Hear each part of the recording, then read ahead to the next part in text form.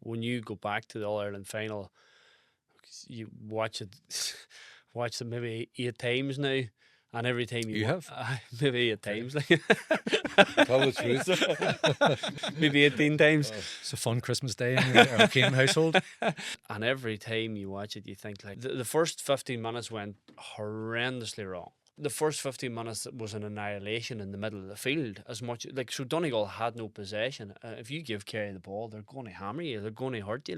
And so it was as much about what was happening in the middle of the field as it was their zonal defence. They just couldn't get their hands on the football. But then within the zonal defence, then it was you were watching Paddy Clifford doing what he was doing, and that was the setup. Even watching it back, like Finbar Rory's role was to match Sean O'Shea pretty much almost, and Sean O'Shea had virtually no influence in the first 20 minutes of the game because Sean O'Shea just stood back and let Clifford's do it because they were getting so much space. So when Donegal came out on Saturday night, everybody was looking to see what they would do. Would they do something different? And they did. They went to what was effectively the way Kerry defended last year. They engaged higher up, and once they picked the man, they stayed with the man for that attack, and that was how Kerry defended. And so you have your two-man markers at most, maybe your Jason Foley and Michael Murphy in the final last year, and maybe one other, and then everybody else picks up as they come in.